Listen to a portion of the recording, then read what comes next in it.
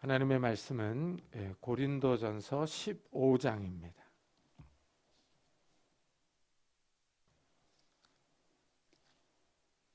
고린도전서 15장 1절부터 11절까지 한 절씩 교독하겠습니다.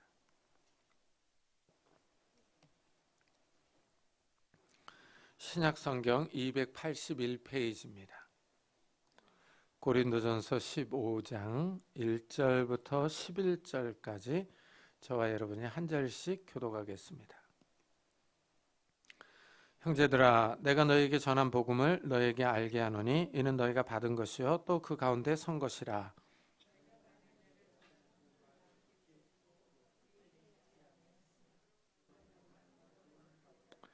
내가 받은 것을 먼저 너희에게 전하였노니 이는 성경대로 그리스도께서 우리 죄를 위하여 죽으시고 게바에게 보이시고 후에 12 제자에게와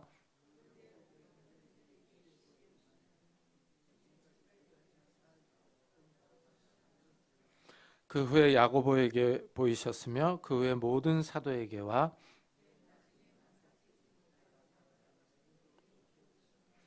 나는 사도 중에 가장 작은 자라. 나는 하나님의 교회를 박해하였으므로 사도라 칭함받기를 감당하지 못할지 아니라.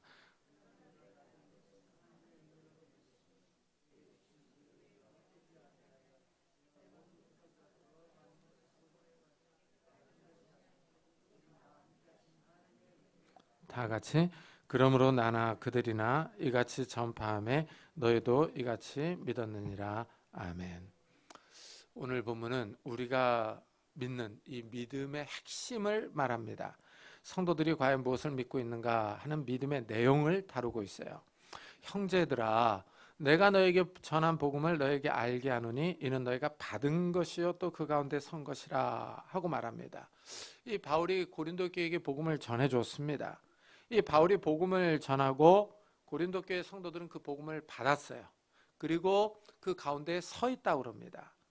이래서 고린도 교회가 시작됐어요. 이 성도들은 복음에 서 있습니다. 이 복음이 신앙의 기초이자 터입니다. 우리가 살아가면서 많은 소식을 듣습니다. 인터넷, 텔레비전, 신문에서 소식들이 쏟아져 나옵니다. 그런데 우리가 듣는 소식들은 좋은 소식들보다는 부정적인 소식들이 더 많습니다. 흉흉한 소식들, 좀 나쁜 소식들을 들으면은 마음이 불안하고 무섭습니다. 전쟁과 자연재해에 대한 뉴스를 들으면 우리는 물론 우리 자녀들은 어떻게 살아가야 하나 하는 걱정이 들기도 합니다. 하지만 성경은 우리에게 좋은 소식을 전합니다.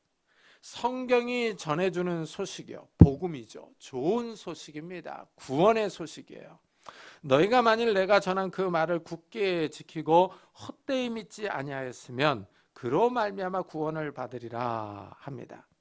이 좋은 소식은 구원에 대한 소식인데 만일 뭐뭐 하지 않으면 이렇게 가정법으로 시작을 하고 있어요. 가정을 말한 다음에 그 결과를 말합니다. 근데 이 가정을 잘 보면은 이 복음을 듣는 사람들의 태도, 그러니까 좋은 소식을 듣는 사람들의 태도에 대해서 설명을 해요. 첫째, 복음을 들은 사람이 그 말을 굳게 지키는 겁니다. 복음을 꽉 붙잡는 겁니다. 일단 복음을 굳게 잡으려면은 그 복음을 기억해야 합니다. 잊어버리지 않도록 반복해서 기억해야 합니다. 참 사람이 기억력이 좋지 않습니다. 이 모든 사람이 참 망각의 은사를 골고루 받은 것 같아요. 그래서 참 이게 그 나이가 든 사람이나 젊은 사람이나 보면 그 정도 차이가 있지 정도 차이가 조금 있을 뿐이지 보면 다 잊어버려요. 보면요. 참 신기하죠. 참 그렇게 여러 번 보고 읽고 저기 애우고 그래도 금방 잊어버리는 이런 모습을 봅니다. 참 이렇게 사람이 잘 잊어버리는데 말씀 역시 마찬가지죠. 우리가 들은 복음 역시 마찬가지입니다. 이 들어도 잘 잊어버립니다. 이러니까 반복해야 되는 거예요. 자꾸 읽어야 되는 거예요. 읽고 반복해서 그걸 갖다가 자꾸 새기는 겁니다. 이렇게 그 말을 굳게 지키는 사람들이 구원을 받는다라고 말을 해요. 이 모세가 이 신앙을 잊어버리는데 가장 큰 문제는 먹고 사는 문제, 경제라고 말을 했어요. 이 사람들이 먹고 사는 일로 바쁘고 경제 활동의 결과가 좋으면 이게 말씀을 잊어버립니다. 모세가 이렇게 얘기를 해요. 또 내 소와 양이 번성하며 내 은금이 증식되며 내 소유가 다 풍부하게 될 때 내 마음이 교만하여 내 하나님 여호와를 잊어버릴까 염려하노라. 그러죠? 참 이 말씀을 잘 생각해 보면은 이 경제적인 것으로 인해서 먹고 사는 일로 인해서, 그러니까 현대식으로 바꾸면 사업이 잘 돼서 이익이 많이 남습니다. 재산이 증식됩니다. 주식이 늘어나고 은금이 많이 늘어나요. 이렇게 경제 활동과 결과에 신경 쓰고 살다가 마음이 높아질 수 있다고 합니다. 참 신기하죠?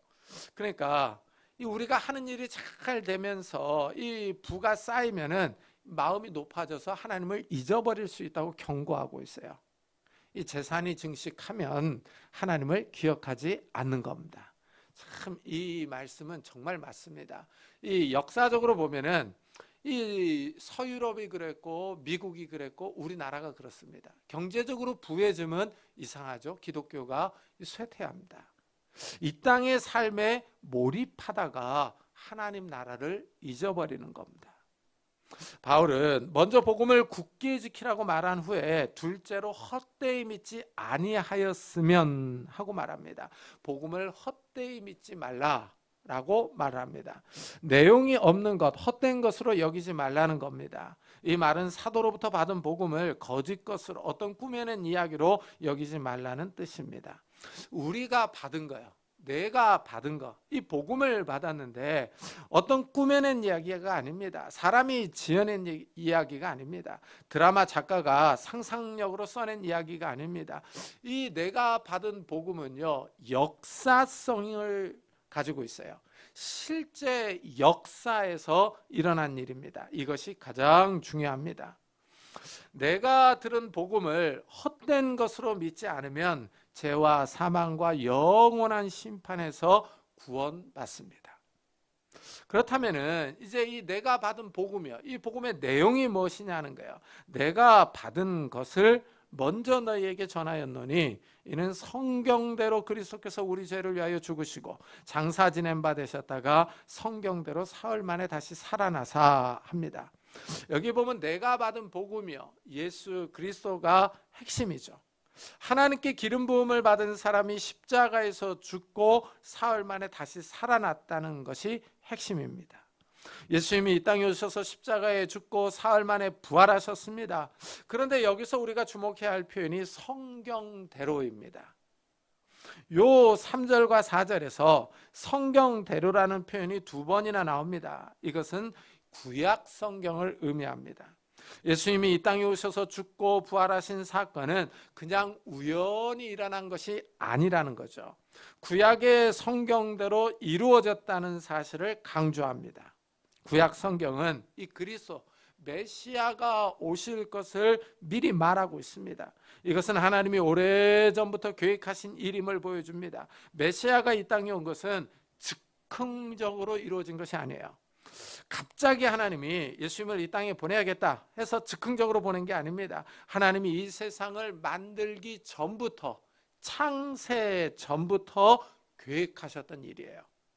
하나님이 창세 전에 그리스도를 이 땅에 보내실 것을 계획하셨습니다. 따라서 로마 시대에 예수님이 이 땅에 온 사건은 우발적으로 된 것이 아니라 치밀하게 계획되고 철저하게 준비된 사건입니다.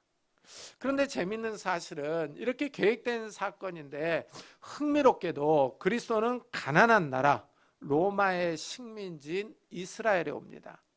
나라가 크고 인구가 많은 강대국에 오는 것이 아니라 아주 작은 나라에 오셨습니다. 작은 나라에 오셔도 돈이 많은 집안에 오실 수 있습니다. 하지만 가난한 목수의 아들로 오십니다. 그것도 다 망한 유다의 왕족인 다윗 가문의 후손으로 오십니다. 수도 예루살렘에서 태어난 것도 아니라 이 가난한 어촌 지역 갈릴리에서 생활합니다. 바울은 지금 자신이 전한 복음이 사람에게서 난 것이 아니라는 사실을 말하고 있어요. 복음의 기원은 사람이 아니라 하나님입니다. 사람의 뜻과 계획이 아니라 하나님으로부터 이 구원 계획이 나왔다고 말합니다. 바울이 이 사실을 너무나도 명확하게 인식하고 있는 거예요. 이래서 이 복음을 위해서 그렇게 수고하고 애쓰고 노력한 겁니다. 자기의 삶을 다 이 복음 전파를 위해서 희생한 겁니다. 한번 생각해 보십시오. 사도 바울이 왜 굶고 목마르고 헐벗고 매맞아 가면서 복음을 전하러 다녔겠습니까?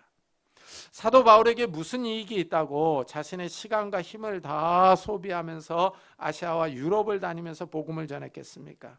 이 복음이 하나님께로부터 나왔기 때문입니다. 이 복음의 말씀은 하나님의 뜻과 계획이라는 생각이 강했기 때문입니다. 바울은 예수님이 십자가에서 죽고 사흘 만에 부활하셨다고 확신에 차서 말합니다. 장사 지낸 바 되셨다가 성경대로 사흘 만에 다시 살아나사 게바에게 보이시고 후에 12제자에게와 그 외 500여 형제에게 일시에 보이셨나니 그 중에 대다수는 지금까지 살아있고 어떤 사람은 잠들었다 하고 말합니다. 예수님이 다시 살아났다고 진술합니다. 바울이 고린도 교회에 전한 복음의 핵심입니다. 예수님이 다시 살아났다는 사실을 본 사람들이 있습니다. 베드로와 12제자들이 보았습니다. 그 후에 500여 성도들이 보았습니다. 부활의 목격자가 있다는 겁니다.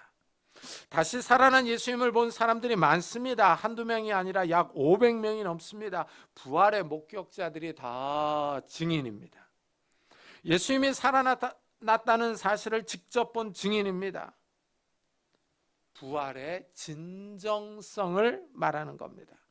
사람들은 죽으면 모든 것이 끝난다고 생각합니다. 하지만 기독교는 그렇지 않습니다. 기독교는 다시 산다고 말합니다. 이 말이 진리이냐 하는 겁니다. 바울은 예수님이 다시 살아난 것을 본 사람들이 많다고 진술합니다. 바울 시대 예수님을 직접 본 사람들 가운데 이미 죽은 사람도 있다고 합니다. 그런데 바울은 죽었다고 표현하지 않고 잠들었다고 합니다. 잠든 사람은 다시 깨어날 수 있습니다. 이와 마찬가지로 죽은 사람이 다시 산다는 겁니다. 이래서 잠들었다 하고 표현합니다. 잠든 사람이 다시 깨어나는 것과 같이 죽은 사람이 다시 살아납니다. 예수님이 부활하신 후에 야고보와 많은 제자들에게 보이셨습니다. 예수님이 자신의 모습을 보여주시고 제자들에게 이 복음을 전하라고 명령하신 후에 하늘로 올라가셨습니다. 우리가 생각하기에는 예수님이 계속 이 땅에 계시면서 복음을 전해주셨으면 더 효과적일 것 같습니다. 그러나 예수님은 제자들에게 이 복음 전파 사명을 맡겨주고 하늘로 가셨습니다. 하나님이 일하시는 방법이 아주 독특합니다. 꼭 사람을 통해서 복음을 다음 세대로 전하게 하십니다. 이래서 하나님이 사람들을 종으로 부릅니다. 예수님이 하늘로 올라가신 후에 바울을 이방인에게 복음을 전하도록 사도로 부르셨습니다. 이래서 바울은 자신의 소명을 맨 나중에 만삭되지 못하여 난자 같은 내게도 보이셨다 하고 말합니다. 바울은 자기가 사도가 된 것을 맨 나중에 만삭되지 못하여 난자 같은 사람으로 표현합니다. 아이가 10달을 어머니의 배에 있다가 태어나야 하는데 일찍 태어난 것입니다. 비정상적인 방법으로 출생한 아이와 같다고 말합니다. 12제자들은 예수님을 따라다니며 교육을 받았습니다. 예수님이 십자가에서 죽고 부활하시고 승천하신 것을 보았습니다. 예수님이 승천하기 전에 사도들에게 직접 사명을 맡겨주었습니다. 그러나 바울은 이런 과정을 겪어보지 못했습니다. 이것이 사도 바울의 약점입니다. 이래서 바울에게 유독 사도 직분에 대한 시비가 있었습니다. 이 사도 자격이 있느냐 하는 겁니다. 바울은 다메섹으로 가는 도중에 부활하신 예수님을 만났습니다. 바울은 처음에는 예수님을 믿지 않았습니다. 기독교를 사이비로 정죄해서 예수 믿는 사람들을 박해하면서 다녔습니다. 다메섹에 있는 교회를 박해하러 가는데 예수님이 나타납니다. 하늘로부터 환한 빛이 바울에게 비칩니다. 하늘에서 소리가 납니다. 사울아 사울아 내가 어찌하여 나를 박해하느냐 합니다. 이 바울의 처음 이름은 사울이었습니다.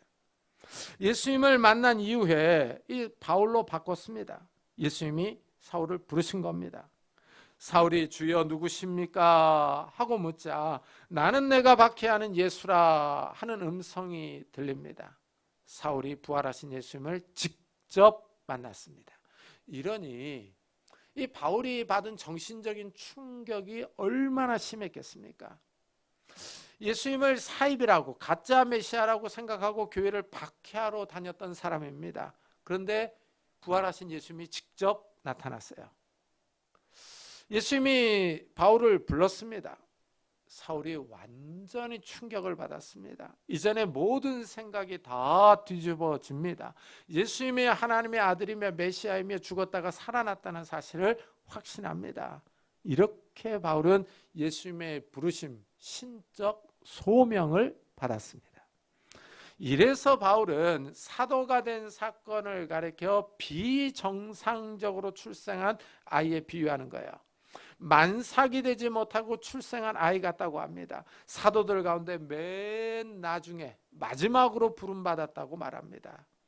이래서 바울은 나는 사도 중에 가장 작은 자라, 나는 하나님의 교회를 박해하였으므로 사도라 칭함받기를 감당하지 못할지니라 하고 고백합니다. 바울은 자기 자신을 가리켜서 사도 중에 가장 작은 자라고 표현을 합니다. 자신이 한 일을 잘 기억하고 있기 때문이죠. 하나님의 교회를 박해했습니다. 예수 믿는 사람들을 잡아다가 때리고 감옥에 가뒀어요. 재산을 빼앗고 유다 공동체에서 쫓아낸다고 협박하며 신앙을 포기하라고 윽박질렀습니다. 이렇게 성도들에게 나쁜 짓을 했는데도 예수님이 사도로 부르셨어요. 예수님이 바울을 용서하신 겁니다. 더 나아가 복음을 전하라고 사도로 부르시며 사명을 주셨습니다. 예수님이 바울을 궁일이 여기시며 품어준 겁니다. 하나님의 사랑이 여기 있습니다. 하나님이 사람을 사랑하십니다. 피조물인 사람이 창조주 하나님의 명령을 어기고 떠났습니다. 사람이 하나님 없이 방탕하게 살았습니다. 죄를 짓고 하나님을 대적했습니다. 하나님을 싫어하고 이기적이고 탐욕적인 삶을 살았습니다. 그런데도 하나님이 사람의 죄를 용서해 주기 위해서 하나밖에 없는 하나님의 아들 예수님을 이 땅에 보내주셨습니다. 특별히 우리를 하나님의 자녀로 부르셨어요. 이것이 하나님의 은혜입니다. 우리는 이런 하나님의 은혜를 받을 자격이 없는 사람들이었어요. 그러나 하나님이 우리를 하나님의 자녀로, 하나님의 백성으로 부르신 겁니다. 예수 그리스도의 보혈이 나의 죄를 씻어주며 용서해 주는 겁니다. 예수를 믿는 나를 하나님이 의롭다고 인정해 주셨습니다. 이래서 성도들이 하나님의 은혜를 찬양합니다. 우리가 아까 불렀듯이 모든 것이 은혜라고 고백하는 이유가 여기 있습니다. 바울도 이 점을 잘 알고 있습니다. 이래서 바울이 이렇게 고백을 해요. 그러나 내가 나된 것은 하나님의 은혜로 된 것이니 내게 주신 그의 은혜가 헛되지 아니하여 내가 모든 사도보다 더 많이 수고하였으니 내가 한 것이 아니요 오직 나와 함께 하신 하나님의 은혜라 하고 고백합니다. 바울은 자신의 상태를 잘 알고 있습니다. 하나님의 자녀로 하나님의 사도로 부르심을 받았습니다. 죄로 인하여 죽을 수밖에 없었습니다. 영원한 심판과 저주를 받아야 했던 사람입니다. 그러나 하나님이 바울을 부르셨어요. 바울은 감사하지 않을 수가 없습니다. 바울은 하나님의 은혜를 찬양하지 않을 수가 없습니다. 하나님의 은혜로 사도가 되었다고 고백합니다. 이래서 바울은 자신의 삶을 다 바쳐서 복음을 전하는 거예요. 내가 받은 것을 전하는 겁니다. 하나님에 대한, 하나님 나라에 대한 확신이 있습니다. 영원한 생명이 있다는 사실을 압니다. 이래서 바울은 소아시아와 유럽으로 복음을 전하러 다녔습니다. 그 먼 거리를 걸어 다녔습니다. 뜨거운 태양 아래서 목마르고 배고픔을 견디며 복음을 전했습니다. 정말 이 터키와 그리스 지역을 가면은 너무 덥습니다. 너무 더워서 사람들이 낮에는 낮잠을 자고 저녁에 선선할 때 나와서 활동합니다. 태양이 너무 강렬해서 그냥 자연 발화가 돼서 산불이 일어납니다. 날이 뜨거우니 물은 필수입니다. 물이 없어서 갈증을 겪고 빵이 없어서 배고픔을 겪습니다. 그런데도 사도 바울은 터키와 그리스 지역을 다 다니면서 복음을 전했습니다. 세 차례에 걸쳐 전도 여행을 했습니다. 매 맞고 감옥에 갇히고 비난받고 손가락질을 당했습니다. 매를 맞았습니다. 하지만 복음, 자기가 받은 것, 내가 받은 것에 대한 확신이 있었던 겁니다. 이래서 하나님의 은혜에 감사하는 마음으로 이 신적 부르심에 이 응답을 하며 복음을 전한 겁니다. 참 이것을 보면은 이 하나님의 은혜를 체험한 사람들이요, 하나님의 은혜를 경험한 사람들은 하나님께 감사합니다. 죄인이었던 자신을 하나님이 구원해 주셨다는 사실을 깨닫습니다. 이런 사람들은 누가 뭐라고 하지 않아도 하나님의 일에 충성합니다. 하나님께 감사한 마음이 저절로 솟아나옵니다. 하나님의 은혜가 너무나도 감사해서 희생하고 봉사합니다. 주의 일을 맡겨주신 것이 그저 감사할 뿐입니다. 바울이 그렇게 수고하고 복음을 전했습니다. 그러나 이 모든 일을 한 것이 하나님의 은혜라고 고백합니다. 오직 나와 함께 하신 하나님의 은혜로다. 자신의 수고와 노력을 하나님께 돌리고 있습니다. 하나님께 영광을 돌립니다. 어떻습니까? 이 말씀을 듣는 우리 성도님들은 어떤 생각이 드십니까? 나는 얼마나 하나님의 은혜에 감사하고 있습니까? 내가 나된 것은 하나님의 은혜입니다. 은혜가 아니면 내가 구원받을 수가 없었습니다. 내가 지금 이 자리에서 예배 드리는 것 그 자체가 하나님의 은혜입니다. 정말 하나님의 은혜를 깊이 묵상하면서 하나님의 은혜에 감사하는 성도님들이 되시기를 예수 그리스도의 이름으로 축복합니다.